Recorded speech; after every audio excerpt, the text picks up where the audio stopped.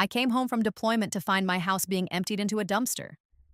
My brother had already sold it for $650,000, but he didn't know one legal detail that was about to ruin his life. The first thing I saw when I got out of the rideshare was my mother's china cabinet hanging halfway over the lip of a dumpster. For a second, my brain refused to process it. The late afternoon sun hit the glass just right, and one of the little etched birds on the cabinet door flashed at me like a signal. Then a man in a neon work vest shoved it the rest of the way in, and the glass shattered. I stopped dead at the curb. My house, my actual house, the pale blue Craftsman I bought at 24 after 2 deployments, 3 promotions, and years of living out of duffel bags and base housing. The porch I rebuilt myself 1 leave period with a borrowed nail gun and 2 cracked thumbnails. The flower boxes I'd planted before shipping out 6 months earlier. And all over the front yard, my life was being emptied like somebody had died. 2 movers were carrying out storage bins from my hallway closet. One of them dropped a framed certificate onto the walkway. It was my commendation from a joint logistics operation overseas. The frame snapped down the middle. Up on the porch, my father and my brother were sitting in my patio chairs, drinking beer like they were tailgating. My father, Richard, lifted his bottle in a lazy little salute. My brother Caleb didn't even bother standing up. I felt something cold and sharp move through my chest, but military training does strange things to your instincts. You learn very fast that panic is expensive. It clouds the room, it makes other people stronger. So I didn't scream. I adjusted the strap of my deployment bag on my shoulder and walked up the driveway 1 measured step at a time. "Jordan," my father called, like I'd just come home from grocery shopping instead of a classified deployment. "You should have told us what time you were getting back." I stared at him. Why is there a dumpster in my yard? Caleb snorted into his beer. He had on mirrored sunglasses and a brand new watch that definitely hadn't been there before I left. "Technically," he said, "it's not your yard anymore." I looked past them into the open front door. My living room was half stripped. The throw blanket my mom made before she died was crumpled beside a box labeled kitchen/fragile. A stranger in work gloves was carrying out my dresser. "What did you do?" I asked. My father stood then, slow and self-important, like he was about to explain something reasonable to a child. "Caleb got into some trouble." Caleb rolled his eyes. "Don't make it sound dramatic." I looked at him. "How much?" He hesitated just long enough to tell me it was bad. "About 120,000, my father said. "But that's handled now." I actually laughed once. It came out flat. "Handled with what?" Richard spread his arms toward the house. "With this." There it was. No apology. No shame. Just entitlement dressed up as family duty. "You sold my house," I said. "Family takes care of family," he snapped. "You were deployed. You weren't using it. Caleb needed help." I could hear my heartbeat steady and heavy like boots in a corridor. "You had no authority to sell this house." My father's jaw tightened. "I had power of attorney." I remembered the document instantly. Signed before deployment. Limited, specific, emergency use, medical authority, and temporary financial management if something happened to me. Not this. "Where's the buyer?" I asked. Caleb sat forward, grinning now. "Inside, signing final paperwork. Don't make this ugly, Jordan. The money already cleared." Of course it had. Caleb always smiled hardest right before the consequences hit. A woman in a cream blazer appeared in the doorway holding a folder and a phone. Mid-40s, expensive shoes, investor haircut. She looked me over like I was a scheduling inconvenience. "And you are?" she asked. I met her eyes. "The owner." She gave a dry little laugh. "Not according to the deed I just paid for." Behind her, my father lifted a folded bank receipt and actually waved it at me. $650,000, he said. Done and done. That was the moment I knew they thought they had already won.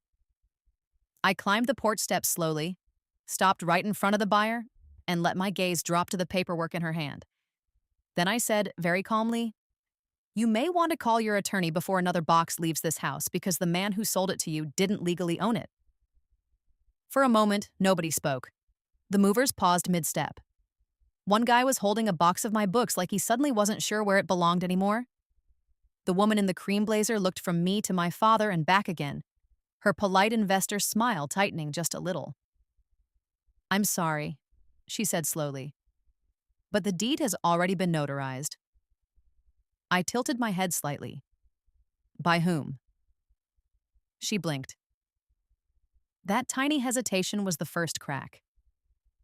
My brother noticed it too, but instead of getting nervous, Caleb just scoffed and took another sip of beer. "Jordan, stop," he said. "You always do this. Everything's a mission with you." A mission. That word almost made me smile. Because in military logistics and intelligence, you learn something very quickly. The difference between chaos and control is paperwork. And I had prepared mine months ago. The buyer crossed her arms now, looking irritated. "Your father presented a valid power of attorney, authorizing him to sell the property while you were overseas." My father nodded smugly. "Exactly." I met her gaze calmly. "Did you verify the effective ownership before wiring $650,000? She frowned. "Of course we." I reached into my deployment bag. The zipper sounded louder than it should have. Inside were a few personal things, my laptop, and a thin gray folder. My father's expression changed the moment he saw it. Slowly, I opened the folder and pulled out a single document packet. "Before my last deployment," I said evenly, "my unit briefed us about asset protection." That briefing had lasted 40 minutes. Most people half listened. I didn't. "When personnel deploy," I continued, "we're advised to shield property from liability, fraud, and disputes." The buyer's eyes flicked to the papers in my hand. I held them up. "So, I transferred the house." Caleb frowned. "Transferred it to who?" I met his gaze. "To a living trust." Silence dropped over the porch like someone had cut the power. The buyer stepped closer. "That's not possible. The county deed shows—" "Yes," I said gently, "because the trust owns the property." Her face went pale. I handed her the first page. "Jordan Hale Living Trust Property Assignment, filed and recorded." Her eyes moved quickly now, scanning. "Date, 6 months ago. Filed before my deployment, before my father ever received that power of attorney." "Your father," I continued calmly, "had authority to manage my personal finances if I was injured or unreachable." I paused. "But he never had authority over trust property." Behind her, Caleb laughed nervously. "Okay, come on," he said. "You're bluffing." But the buyer wasn't laughing anymore. Her fingers were shaking slightly as she flipped to the notarized pages. This means—" I nodded. "Yes." I looked directly at her. "The man you wired $650,000 to did not legally own the house he sold you." The color drained from her face. Behind her, my father whispered, "That's not possible." And that was the moment the buyer realized something that made her stomach drop. She hadn't bought a house. She had just bought a lawsuit, and Caleb had just committed something far worse than family betrayal. He had committed fraud. I closed the folder slowly. Because the next few minutes were about to get very loud. For about 3 seconds, the entire porch went completely silent. No one moved. Then the buyer snapped the folder shut and turned slowly toward my father. "You told me," she said carefully, "that you had full legal authority to sell this property." My father's face had gone the color of drywall dust. "That's exactly what I have," he insisted quickly. "She signed power of attorney before she deployed." The buyer held up the trust document. "This house isn't hers to sell anymore," she said, voice rising. It belongs to a trust. That means your authority doesn't apply. Caleb suddenly stood up so fast his chair scraped across the porch. This is ridiculous, he barked. She's making this up because she's mad. I folded my arms. Caleb had always done this. Talk louder when the ground beneath him started cracking. The buyer ignored him and stepped closer to my father. Where? She asked slowly. Did the $650,000 go? Caleb answered before my father could. It paid debts, he said defensively. So what? Her head snapped toward him. Debts? He shrugged, trying to look confident. Some loans, credit stuff, business investments. I could practically hear the legal terminology forming in her mind. Misrepresentation, fraud, wire transfer under false pretenses. Her voice dropped. You accepted money for a property you had no legal right to sell. My father ran a hand over his head. Look, this is just a paperwork misunderstanding. No, she cut him off sharply. This is not a misunderstanding. Behind her, one of the movers whispered to another, and both of them slowly set their boxes down on the porch floor. Nobody wanted to be part of whatever this was turning into. Caleb pointed at me. You planned this, didn't you? I looked at him calmly. Planned what? You knew we needed money. I raised an eyebrow. You needed money. His voice cracked with anger. You had a $600,000 house sitting empty while I was drowning. That sentence hung in the air. The buyer looked from him to my father like she was watching two men dig themselves deeper with every word. Did you tell the title company about the trust? She asked quietly. My father hesitated. That hesitation answered everything. Her eyes widened. Oh my God! She stepped back, suddenly furious. You didn't verify ownership. You didn't disclose the trust. You wired my money to yourselves. Caleb tried to laugh again, but it sounded forced now. Okay, worst case scenario, he said. We just undo it. The buyer stared at him like he had just admitted something unbelievable. You spent the money, didn't you? Caleb didn't answer. My father rubbed his temples. That was answer enough. The buyer pulled out her phone with shaking hands.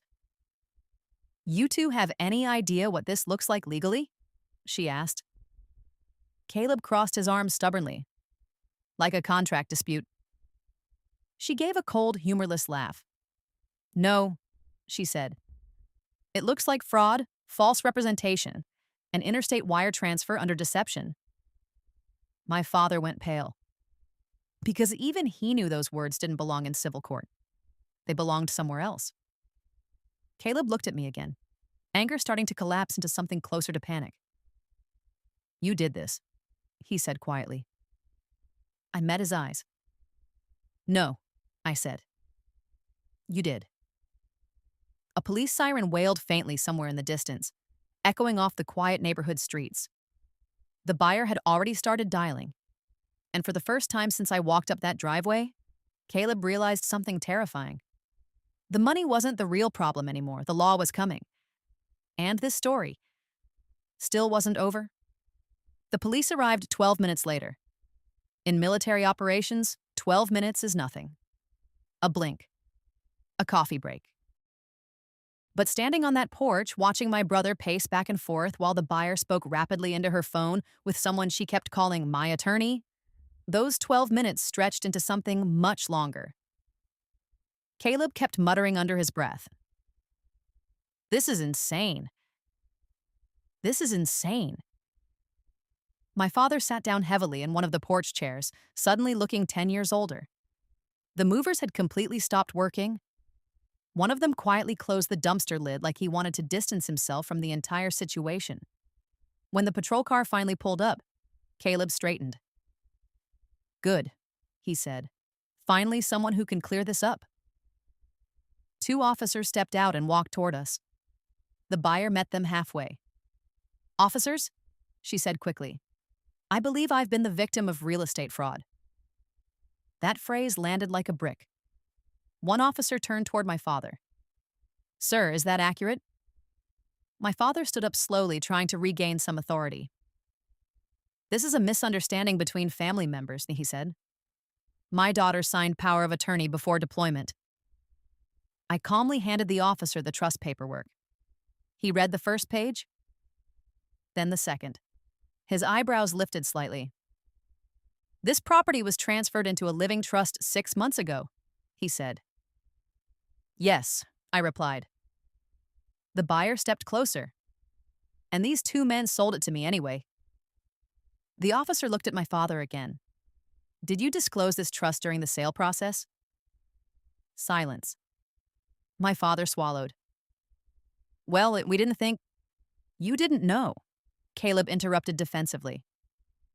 The officer's gaze moved to him. Sir, did you receive money from this transaction? Caleb hesitated. The buyer answered for him. $650,000. Wired. The officer exhaled slowly. That's a significant amount.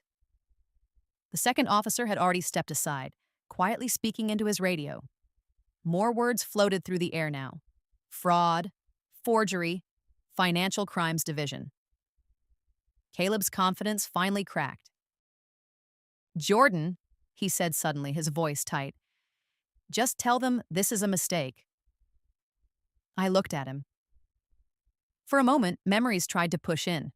Christmas mornings, backyard barbecues, the version of my brother that existed before years of bad decisions and shortcuts. But that version hadn't been standing on my porch drinking beer while strangers threw my life into a dumpster. You sold my house, I said quietly. You're my sister, he snapped. And you committed fraud, I replied. The buyer's attorney finally arrived 20 minutes later. The conversation that followed was mostly legal language and quiet panic. The short version was simple. The house sale was invalid. The property still belonged to my trust. The buyer's $650,000 had been transferred under false authority, which meant the problem was no longer between family members. It was between lawyers, investigators, and a very angry investor. Caleb kept asking one question over and over. What happens now? The buyer's attorney answered him calmly. Well, he said, first we trace where the money went. Caleb didn't like that answer, because by the look on my father's face, most of it was already gone. Creditors, loans, gambling debts, a failed business investment. The officer finally turned to me. Ma'am, he said, you're free to go. This may become a larger investigation, but right now you're considered the victim. Victim. The word felt strange, because standing there, watching my brother realize the gravity of what he had done, I didn't feel powerless at all. I picked up my deployment bag. The movers were already quietly carrying my furniture back inside. The buyer stood on the lawn, furious but composed, speaking with her attorney about recovery options. And my father and Caleb? They were standing on my porch, realizing the consequences were only beginning. As I stepped back toward the street, Caleb called after me. Jordan. I paused. He looked smaller somehow. Did you know this would happen? He asked. I thought about the briefing months earlier. Asset protection, legal safeguards, planning ahead. Then I gave him the most honest answer I could. I knew one legal detail you didn't. I got into the waiting car and looked back once at the house I'd worked so hard to build. The porch, the windows, the blue siding glowing in the evening light. My home was still mine. But Caleb? Caleb was about to learn something else about logistics. Once a chain of consequences starts moving, it's almost impossible to stop.